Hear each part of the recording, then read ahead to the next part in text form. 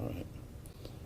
Well, welcome. I know it's early on a weekend morning, but just wanted to give you an update on the events that happened late last night, early this morning. So at 11:55 p.m. last night, units were dispatched to reports of a structure fire on the 100 block of 18th Street. On arrival, they found a three-story apartment building that was under construction that had heavy smoke and fire coming out of the building. Due to the construction type and the incident, they surrounded the structure with fire engines and went defensive on the fire. They protected the exposures, and within an hour, the building had burned to the ground. So the building is a complete loss. We're estimating just the structure alone in the range of about $3 million. We did have crews there all throughout the night and early this morning. They're still on scene. This is an active investigation. We've called the ATF for some help, and they are also on scene helping us with the investigation. And so we appreciate the cooperation from local law enforcement, Ogden Police Department, and the neighboring fire jurisdictions for their support in helping protect our city last night. I'm extremely proud and grateful for the work that the men and women of Ogden Fire and the adjoining agencies put in to help extinguish this fire and keep our community safe. So at this time, it's still an active investigation, and we're not going to speak on cause or origination, as we just don't have that information currently at this time. We'll be there for a few days trying to dig through this thing, but rest assured that we're doing everything we can to find the cause of this, and if it is human caused, hold those accountable. That being said, do you have any questions? Yeah, can you just touch on a little bit what kind of challenges the firefighters had to face, knowing that this building was under construction still?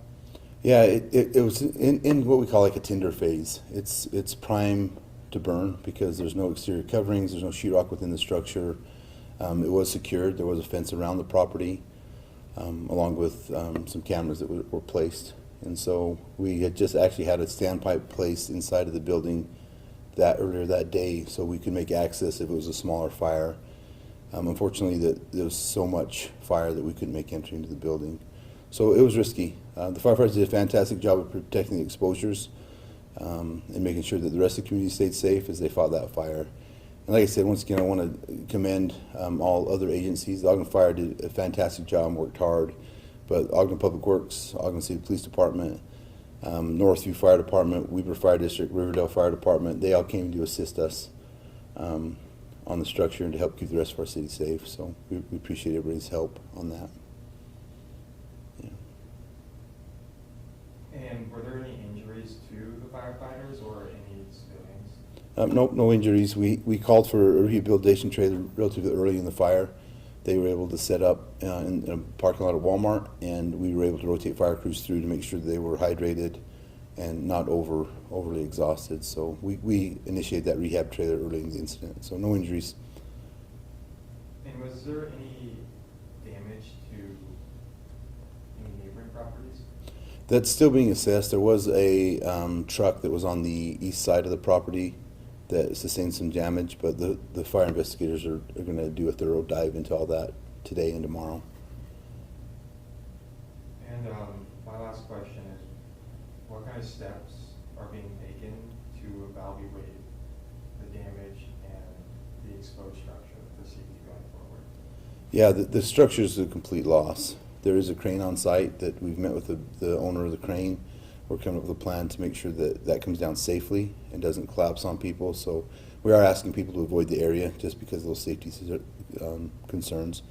And it's still an active investigation. Yeah.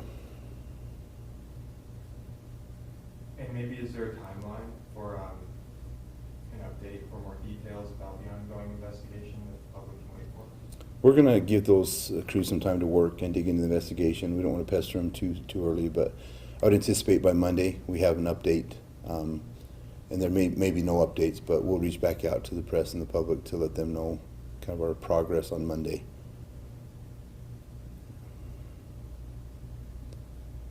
Great. Thanks all.